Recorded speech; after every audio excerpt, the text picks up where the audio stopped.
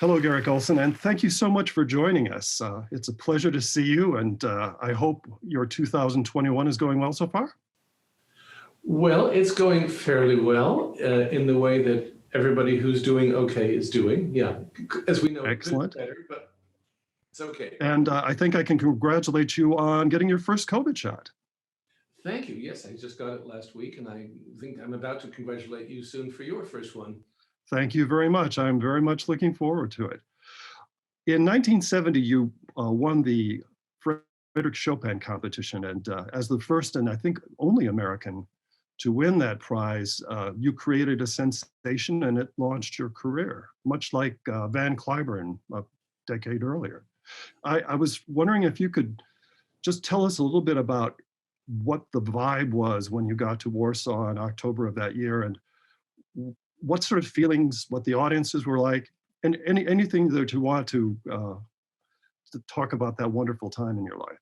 Well, it's very easy to recall because it's such a monumental experience. It's sort of engraved in me like a great film that you've seen 100 times and you know what's happening in the next frame. But it was October of 1970, not the height of, but still the Cold War was on, and it was in Warsaw, of course, where Chopin was born, and in a nation where he is, the greatest national hero, and the greatest artist and greatest composer that they have sent out into the world. He is beloved, and even he's virtually a secular saint. He became one after his death. I don't think that's what was his intention. But don't forget that during his life, Poland didn't even exist on the map. It was divided up between Germany, Austria, and Russia, which is rather difficult for a country of, I guess, then 30 million people, a prominent Central European country. So his true patriotism is very evident in his music, and he was, of course, taken into the Polish heart very, very deeply and very meaningfully. But of course, he was taken into the world's hearts too, because, if he's Poland's favorite composer, he's just about everybody's, because, even if you take people who don't know classical music much, they might say something like, classical music's nice. I don't know much about it. Oh, but I love Chopin. Mm. That's an opinion you often hear. No, admittedly, you could substitute 3 other prominent names for Chopin: Tchaikovsky, Mozart, and Beethoven too. But those are sort of the biggest 4 in the heart of the world somehow. And the competition itself is held only every 5 years. It is still among the 3 or 4 most prominent musical competitions that are going. I mean, they're all created equal, but some are more equal than others. And this one only happens every 5 years, and its winners have done very well on the world stages, better than the average of other competitions. And in 1970, with the support of the then socialist communist government, of course, music and art was to be for everybody. So ticket prices were not very high. They were kept actually artificially low. And as a result, the interest in the competition was profound. It's 3 weeks long. The first round itself lasts almost 2 weeks, in which 90 pianists play each for half an hour. Wow. Big sessions, morning, afternoon, and night. They were all in the Warsaw Philharmonic Hall, which seats roughly, I think, 1,000 or 1,100. Sold out every hour. You were invited the next day to go to a bigger theater to repeat your round. Also, it was sold out. It was the biggest news in town, bigger than any sporting event. At that time, there were only 2 TV stations and government-controlled press, so the news wasn't very interesting. But we were front page and headline news. And it's proverbial in Warsaw or Poland that when you get a compliment, it's not, oh, you play beautifully. It's more like, the way you brought out the left hand in the Mazurka in C sharp minor reminds me of what my grandmother said Joseph Hoffman did in 1928 when he played it here. And I mean, Wow. these are people who really listen and know a lot. And you become, if you are their winner, you become wildly popular. It's the only country I've ever been asked for autographs by the passport checkers when you come into the country. Yeah, it's a little different. Now, I'm not painting a portrait of anything it's not utopia or wonderland. It's got its problems, but it's a degree of, you're so lionized and so appreciated because you love Chopin and they love you and Chopin. It's a very powerful elixir. And of course, after that, I went back to Poland. I mean, now more times than I can count, but even when it was communist, I kept going back, even though it was inconvenient and the fees weren't as good as in Western Europe or in America. But I loved what I got from the audience. They, for example, at my victory concert in Warsaw, well, there were 3 days of victory concerts, but the biggest one was the solo recital 3 days after I won the prize. And I played my Chopin recital, and then I had to play encores. And by the time I got to the 13th encore, I didn't know what to play anymore. So I played the first encore over again, and then I closed the piano. I mean, that was an hour later. I was already exhausted. I'd been playing for 3 hours. But this was an audience that wasn't going anywhere. They weren't rushing for the parking lot or out to Starbucks, which didn't exist at the time anywhere. It was a different world. It was very heady. I was looking through some of the information on here, and I see that Emanuel Ax only got an honorable mention. Do you ever taunt him with that fact? No, I would never taunt him. He's much too good a friend. We've known each other since we were teenagers, so we're sort of like brothers. No, I did not taunt him, but he didn't place quite so high. The second prize winner went on to a very great international career, Mitsuko Uchida, and Emanuel won only 7th prize, but he got his in 1973 when he won the Rubinstein Prize in Tel Aviv, which launched his magnificent career. And I think perhaps, I mean, no, I wouldn't taunt him, but I think he and I would both agree that at the time I was readier to launch than he was. A year older, perhaps, but he was sensational. I mean, and still is, so happily. I said that just in jest, but preparing for this talk, I kind of read up on the competition. I said, oh, Emanuel Ax, well. I always like to say that, and I always tell the young kids, and especially the young stars at places like Juilliard, that, no performing artist ever puts in their bios the competitions they didn't win. And everybody didn't win some. It's universal. You don't just go to the great competition and suddenly the world says, there you are, and it's fame and fortune. No, not at all. Everybody has some hard knocks along the way. So that's the way it goes. I see also you won the Polish Radio Prize for Best Performance of the Mazurkas. And what did that involve? It didn't involve anything in the competition. One of the reasons the Chopin competition is special is that it's a mono competition. It's Chopin only and not a large repertory. You play maybe one recital's worth of music and one concerto. In many other great competitions like the Tchaikovsky in Moscow, you play much more repertory by a dozen composers and 2 concertos. So that's more like a piano playing Olympics or even a decathlon. How does he play Beethoven? Quite well. Rachmaninoff, sensational. Chopin, sensational. Mozart, quite well, and still you can come out the winner because on the average you do everything well. But in the Chopin competition, it's not only how well do you play, or do you have a feeling for Chopin, but how do you play Mazurkas, Polonaises, waltzes, all the different genres of Chopin's music, which are quite specific. And the Mazurkas are considered the most specific because the Mazurka is a Polish dance from the Mazur region. And it basically, there's 3 versions of it, slow, medium, and fast, like most things. Kujawiak, Oberek, and there's another one, Mazur. So it's a national dance in 3, like many dances in Central Europe, 1, 2, 3. And in music, 3, 4, 4 or 2, 4, 1, 2, 3, 4, or 1, 2, 1, 2 is square rhythm. It goes like that. It's box-like. And 3 is circular. So it 1, 2, 3, 1, 2, 3, keeps going. So it's a waltz. Yeah, and kind of like a feeling. waltz, which is also another Central European dance, which Yeah. then conquered the world. The mazurkas didn't get quite so far. But Chopin's mazurkas are not folk music. They are the evocations of folk music. So they're not literal dances. They're poems about the dance, or about the dancers, or about the feelings expressed.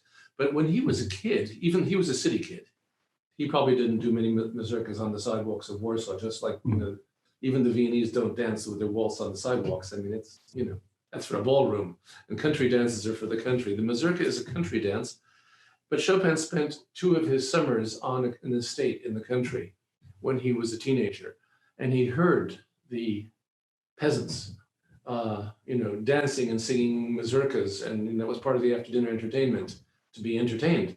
And so he had that idiom in his blood. I mean, there are many things about it which are very specific. The most important thing tonally, and let me know if you can hear me speaking and play, is the fact that it uses major and minor keys, but it has a big emphasis on what we in music call the Lydian mode with a sharp 4. So instead of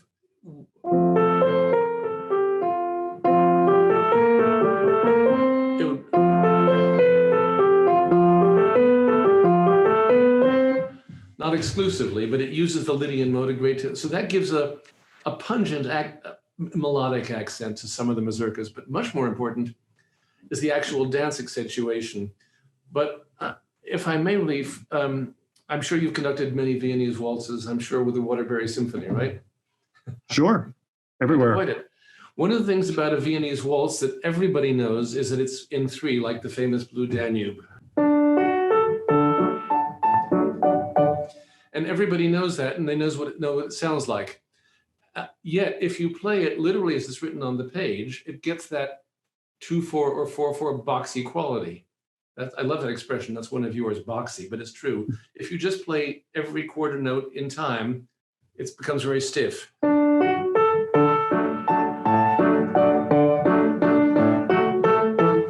Very third grade piano recital there. Exactly. You sound like a not very gifted third grade, a 9-year-old pianist or something. Yeah. Whereas what it needs to have is a little what we call lilt in music. It just has to sway a little bit as if there's a bit of breeze.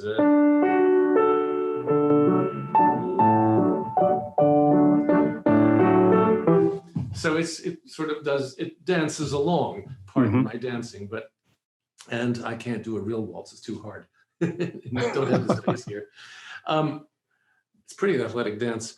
But the mazurkas are in 3, but they're not just waltzes at all. They have something in the rhythmic pattern with accentuation on the 3rd beat very often, because one of the faster dances in some of the bars, especially the male dancers, will leap up into the air on the 2nd beat, 1, 2, and the 2nd beat will be extended, and then they'll land with a thud of the heels. 1, 2, 3, 1, 2, 3, 1, 2, 3. So it sounds a bit like this in the first mazurka of Chopin. I'll exaggerate it just a little bit. Okay. Well, first of all, I'll play it boxy, and you won't like it at all.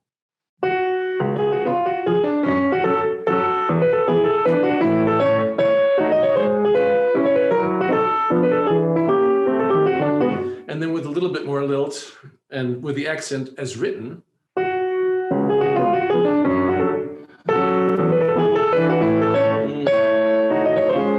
Well, that was a bit exaggerated, but you get the point. So yes, exactly. That's and you can't really do that so well. I was just thinking as you were playing, there were several ballets that use Chopin's music orchestrated, like Les Sylphides.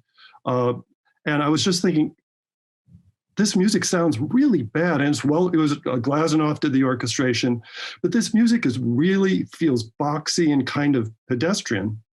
And I think part of it is the fact that orchestras don't have the internal sense of those dance rhythms. So they just play it in the boxy way that you illustrated. I mean, the same is true of Polonaises they just sound kind of like marches in 3 instead of a dance.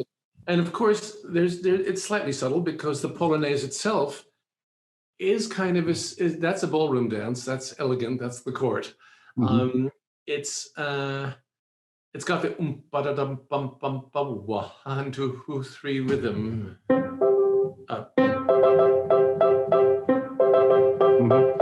which is so prevalent. But it's a couple dancing, or several couples dancing, a male and a female, and actually their hips actually move in and out as they're moving forward in a very gracious, elegant way. It's very stately. And so it has a bit of them, it has a bit of formality of a march, but it has just a little lilt to it again, or a yielding, or just a sideways motion, an indirect quality. So once again, I could play the theme from the cello Polonaise, once again, boxy.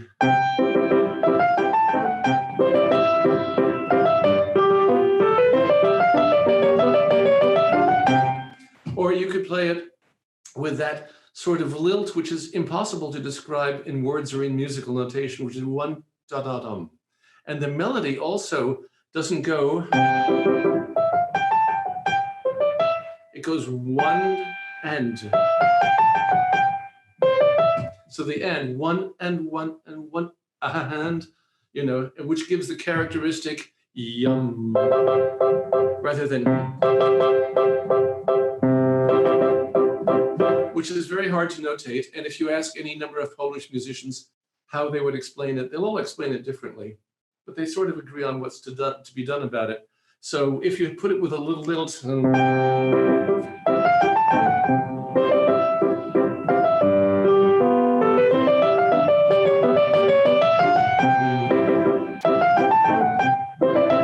it's splendidly elegant. If you think of the most famous Polonaise of all, the famous Polonaise in A flat, which everybody knows and loves, if you play it with the accents on the 3 beats, it's awful.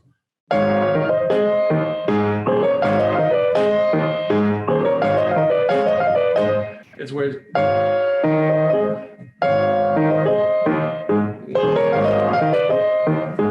and now, of course, that's an exaggeration. You don't quite play it so much. I'm making a point, but it's part of the secret. Now, how does one learn to do that? And why did I get a special Mazurka prize? Well, that's a bit of a personal anecdote, which is that I was studying. I actually had 2 piano teachers at that point: the great Rosina Levine at Juilliard, and a private teacher who was equally great, who I'd been studying with before that. And Levine pointed out that the Mazurka is very specific to Poland. And she said, of course, in Russia, we do some sorts of Mazurkas, and they're the neighbors. We sort of have the feel of it. But the farther away you get from Poland, the less people have the feel for it. And my teacher, Olga, who was not Polish, did bring me down to New York, where she had 4 Polish middle-aged friends in their apartment dance mazurkas for me, not very well, but they gave me the idea of what these dances were about. And of course, listening to great Polish pianists play them, because in the West, or in everywhere that's not Poland, basically, there's a tendency to play mazurkas as sort of slow, melancholic waltzes. Mm-hmm. And that's only about 10% of what mazurkas are about. So anyway, when I played my mazurkas in the competition, I didn't think anything about it, but Polish radio had a special. The jury is polled in the scorings. You have to say, who do you nominate for the best prize for mazurkas? And apparently, I got it with a striking plurality. So I was very proud, particularly proud of that. I didn't do anything special to win it. Everybody had to play mazurkas in the competition, but that then I frequently got the question, well, how do you understand these dances in Chopin's music if you're not Polish? Which I'm not, at least not that I know. I haven't done the genetic testing. Yeah. I always invented the defense back then that, well, Chopin is yours, but he belongs to the world. I don't know of a wonderful piano teacher in the world who doesn't think, you must study Chopin with me, you must learn my Chopin, because Chopin is a composer of the heart so much that he has been adopted. And of course, they know that in Poland, but they feel very possessive nonetheless. There's one other thing that I popped into my head, and that's just how incredibly idiomatic Chopin's music is and how closely tied it is to the piano. I think there's not even a half dozen orchestral works by him. It's very, very specific. And going back to my experience conducting Les Sylphides, the other thing about that, besides the rhythm, that I found incredibly unsatisfying was that many of the melodies, which on the piano sound beautiful and poetic and vulnerable and all of these this kaleidoscope of feelings, when you orchestrate it, it just sounds kind of banal. Yes. It sounds kind of like, it reminded me of Mantovani or one of these mid-century sort of Castellana, something like that. And I'd love to hear if you agree and why you think that is.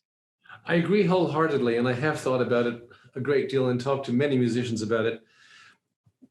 Chopin's his only music with orchestra were the concertos and some small pieces he wrote as calling cards when he was 20 to make his tours with. That's how you presented yourself in Berlin and Vienna and Prague and Dresden and all those important places. Part of the fact was Chopin was always encouraged in Warsaw. They knew that this was the biggest musical talent the country had ever seen. It was not a provincial musical town. It wasn't Vienna or Paris, but it was a musical town, and it was clearly known that they had maybe the next Mozart or something here, or whatever you like.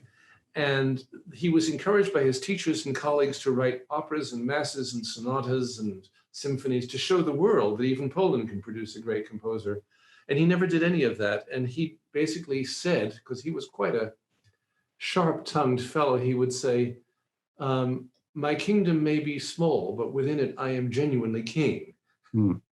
And as king of the keyboard at his time, the king of the piano, which was a developing instrument, there was nobody who could touch him until a few years after he got to Paris, when he met the equally great Franz Liszt, but a very different personality and composer. He finally met another pianist who could equal him. But the piano, as I said, was developing, but pianos always have the same problem, which is the nature of the way they make sound, they can't sustain.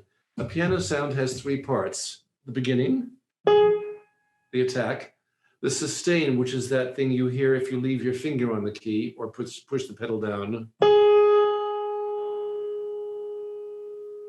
It fades out beautifully. And then the end, which you can control by taking your hand off the key. That's it. Now, the trouble with the piano is it can't crescendo like a voice or a violin or an oboe or a trumpet or something. So if you sing, for example, if you sing the national anthem, "Oh, Jose, can you see?" It's not a natural expression. By the dawn's early, a natural expression would not be, "Oh, Jose, can you see? By the dawn's early light." But that's what pianos do. See, that note it drops off. We're so used to it. We're so used to hearing pianos, we don't actually notice that much of the time, right? It's just a given, the way that a violin can sustain, or a guitar can only strum. It can't sustain anything at all. It can go boom. That's about it. So music takes many forms. So the problem with Chopin's melodies is that they're ideally suited for this instrument and the way he accompanies them. Let me give you an example. The world-famous Etude Opus 10, number 3, which has caused many a tear to drop.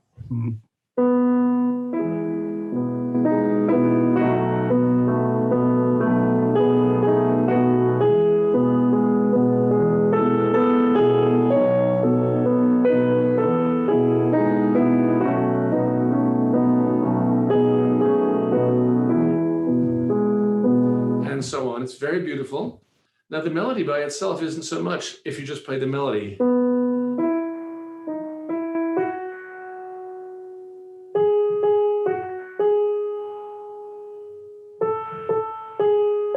And so on. It's lovely because we know it and we love it and we know what to expect.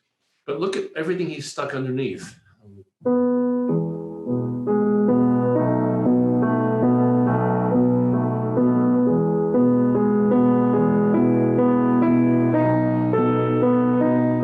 A very beautiful and rather full accompaniment, so that these pingy tones on the piano and the melody can just sit in this magic cushion, magic cloud of sound.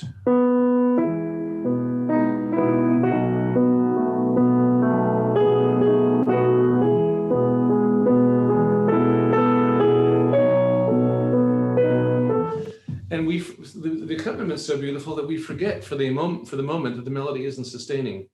Whereas if you play it like Mantovani would, with a whole bunch of violins who can sustain, or even worse, I've heard it on an organ, you're going to hear da dee da da da da da, and in a way, it's like coloring in a watercolor, beautiful watercolor with crayons or something. It leaves nothing to the imagination. Whereas Chopin leaves everything to the imagination. Now, other composers have been good at this, but he was the first best one.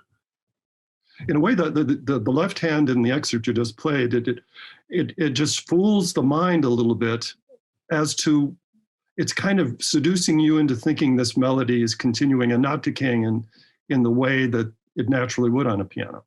Yeah. I hope that was a clear example of. No, but because the one I remember from the ballet is da dee dum, dee da da dum, bum bum, da da da dum, bum. And I was just thinking, oh God, this sounds so stupid. And I've always thought about the piano as versus orchestra after that experience. Yeah, I mean, if you play just a couple of bars of that.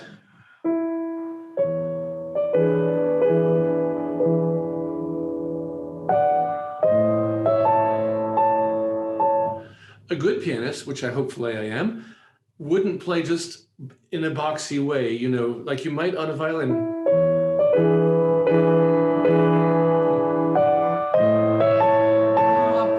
Which is just too realistic. You actually use the pedal and actually make a diminuendo to make it sound nicer. It just sort of goes away and it catches your imagination, right? Yeah.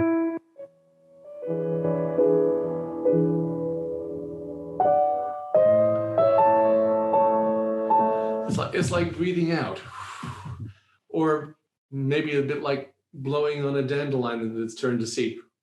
It's a sort of sonic magic. Of course, need I add at this point that Chopin is the father of Debussy and Ravel and Impressionism, because he was the first really great European composer who was playing with sound as a sound element. Now, Beethoven and Schubert and even Haydn and Mozart to extent did it, but it was for special effects. Chopin did it all the time. And of course, composers after him learned how to do it. So that's really absolutely true. So especially that da dum ba dum bum ba, if you play with an orchestra, instruments that can sustain, it just sounds da dee dee da da da. It's well, banal is your word, and I think it's true. It's interesting. Mozart and Chopin are kind of similar in my mind, in the sense that their music sounds inevitable, and this is an overstatement, but rather simple and direct. There's a beautiful simplicity to the greatest of Mozart and Chopin, yes. But as a conductor, one gets a chance to kind of deep dive into the composers like Mozart and Beethoven and Haydn and many, many others, and see all of these things that you didn't notice, but that your ear heard on some level that draws you in and keeps your attention, even on a phrase that maybe was repeated several times, but each time might be colored in some different way so that your ear is constantly intrigued. And I think that's super true in Chopin's music. Absolutely, yeah. And yes, one of the things I love to say is that both Mozart and Chopin sound like they almost weren't composed. It sounds like they just sort of dropped down from heaven, fully formed, inspired, you know. Whereas with Beethoven, you know, even a famous great piece, which is simple, you know, you can tell in the Fifth Symphony, never mind the opening bars, you can tell something's being worked out. Yeah. You know, this isn't like, oh my goodness, how beautiful. This is like, this is fascinating. Wow, let's see what happens with it. Well, it also has a narrative to it. And of course, the Chopin ballades have an amazing narrative arch to them as well. Yeah. But with the sense of struggle in Beethoven's always palpable. And in Bach, you actually hear the machinery, right? Yeah. Yeah. You know, You hear all that stuff going on already, all these interrelationships. Exactly. One of my favorite pieces of Chopin is the D-flat Nocturne, and I've heard you perform it many times, and it's a perfect example because it sounds very simple, serene, but yet there are all these intriguing things that are happening just below the surface that keeps our ear constantly engaged. Yeah, first of all, it's one of my many favorite pieces of Chopin. Another thing I'd like to say about Chopin is that from Opus 1 to 64, all the opuses he wanted to publish, if you look through all the music, and of course I have, and played it all, there is very little that isn't at least a grade A. There's a lot of A pluses. Mm-hmm. A great deal of it's grade A. Very little, not so much A minus, very little B, only 1 or 2 C's or C minuses. So like Brahms, he was very conscious of what he left behind. He self-edited, which is a contradiction to this glamorous, gorgeous Chopin, which just makes you go, ah, and your eyes roll back in your head. Oh, I love Chopin's that melody, you know. But nevertheless, he's as high, just like Mozart, he's as highly constructed as Bach or Beethoven or any of them. It just doesn't sound that way. The D-flat Nocturne, well, without getting too elaborate, can I just give you a few guideposts? Absolutely. The opening bar alone is a masterpiece on the piano, even the pianos of his time, which were not quite as glamorous as ours. He starts with this note in the bass. Fine, that's, you know, anybody could start with that note. But immediately in the left hand, he writes this beautiful, gently rocking accompaniment to fill out the chord of D flat. But what he does, it's so clever, and this, now I'm going to be a little bit geeky and appeal to the musicians in the audience, but even if you're not, please give it a try. When you cut a string in half, you're going to get the sound 1 octave above it, the same one. If you cut that string in half, you're going to get this note. I don't know if you can hear that on a Zoom. We can hear it. Yeah, then if you cut it in thirds, you're going to get a 5th. Yep. And if you cut it in fourths, you're going to get that. We hear And it. if you cut it in fifths, you're going to get, can almost not hear. And he uses all of those notes in the same pedal. If I didn't use the pedal, it would sound like this. Back to boxy again. Mm-hmm. But with the pedal, he's using all of the overtones so that when the singer comes in the second bar with that same note as that one, it sounds like that you've just, and the singer with the most beautiful voice in the world has just entered. And the pianist doesn't have to do much. Just play it. Excuse me.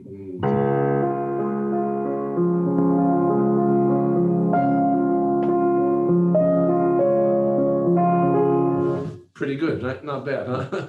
Yeah. That's good in itself. Then what he does is he leaves the pedal down for 4 bars or so, in direct contravention to what piano teachers tell you, which is don't leave the pedal down and make it all muddy.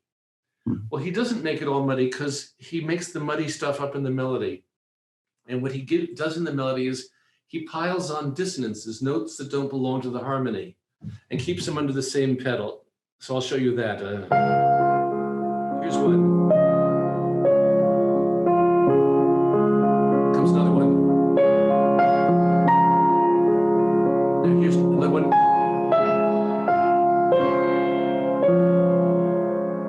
That's a lot of dissonance under one pedal for this dreamy melody, but then he's piled on so much, what's he going to do? He's going to be tricky and give you a bigger dissonance. So I'll speed through.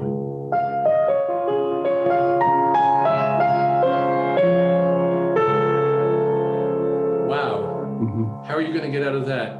Well, he does that by changing the harmony in the left hand.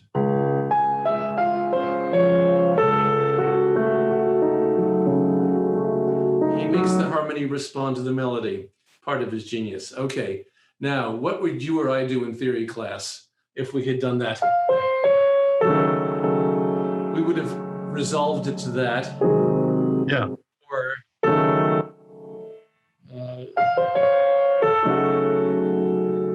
Or to something normal. Yeah. Chopin, like great geniuses, does the things that you and I probably wouldn't think of. I mean, I don't want to insult you if you're a great composer, but in case you're not. I'm not. No, me neither.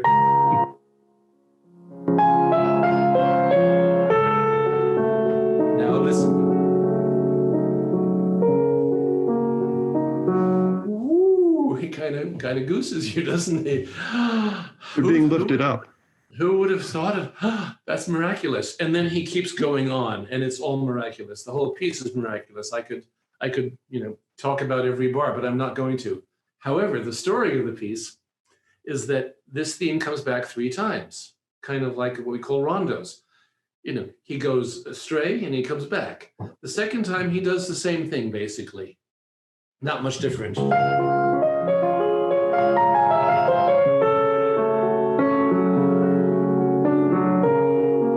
Slight variation in the left hand, but not much. Then he goes astray, and then it gets quite turbulent.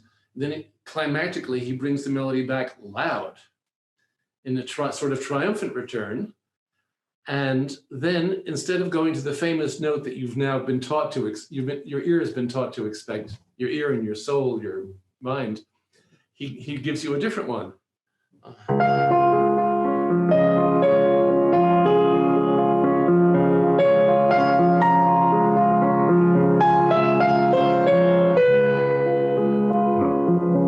Whoa!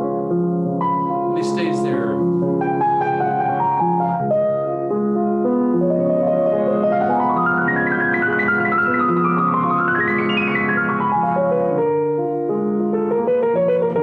Not bad. Hey, that was Many surprises. Yeah. Harmonically. So, and of course, he gives you all that fantastic, almost jazzy, decoration. That's C flat. It's a blues note, right? Yeah. Yeah. So he's doing that. So that's the 3rd time around, and then once again he harps on it and does not do that. Mm-hmm. He keeps doing what we call deceptive resolutions, which are resolutions which deceive, and then he to move the thing forward. Then he has actually a beautiful little coda at the end. Coda meaning tail in Italian, what we call, sort of the end of the piece, in which he does magic upon magic and upon magic. But I think it would take too much time to describe that. But you mentioned earlier that everybody might enjoy hearing the Nocturne. We'd love to. Anyway, Chopin's Nocturne in D flat, Opus 27, number 2. It's about 6 minutes long.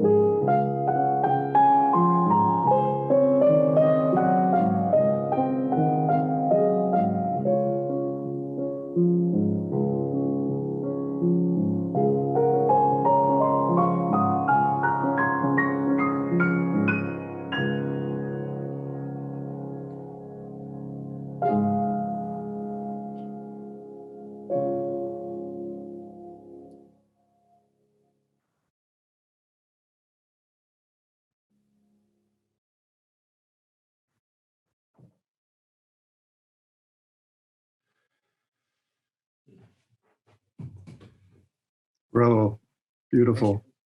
Oh, such beautiful music. And we're celebrating Chopin's birthday, or one of his birthdays. Is one in the Georgian calendar and one in the older I think that's Byzantine calendar? because, you know, I've read this description so many times, why he's either February 22nd, like George Washington, or March 1st. I think maybe because Warsaw was the part of Poland controlled by Russia, they may have used the Russian calendar occasionally, but I think the church in which he was baptized probably would have used Roman calendar. You know, you'll have to ask the scholars, look it up on Wikipedia if you can find the true explanation. But it's interesting, in 2010, which was his 200th birthday, they threw a big birthday party in Warsaw, of course. And for a week, they had concerts by a large number of some of the world's greatest pianists. I mean, everybody was there, 3 or 4 concerts in several halls a day. And they opened it on February 22nd and ended it on March 1st, just to keep everybody happy, because some of Chopin's rabid fans get quite excited about if you get the birth date wrong, but there seem to be equal believers on both sides. So I don't know. I don't take a side. I don't care what date anybody's born on. Well, let's choose March 1st. It's a neater date, though. Yes. Washington, you know, he's another good guy as well.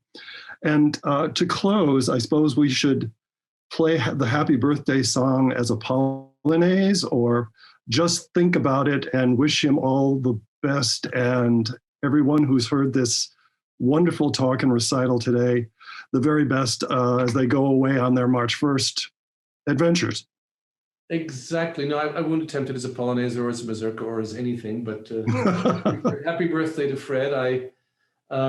Yes, he's been with me.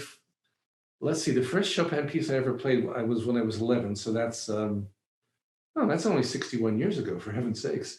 But, and I wasn't quite a Chopinist until then. Chopin got very near to my heart hearing the great Arthur Rubinstein at Carnegie Hall, but that's now seeming like very ancient history, but it was very great. And yeah, I mean, for me, Chopin is one of the measures of a great pianist, because to play Chopin really well, you need exquisite sound, beautiful musical ideas, great fingers, great control of the mechanism, great control of all the aspects that go into music. So therefore, it's just like being a great pianist for Beethoven or Mozart or Schumann or Rachmaninoff.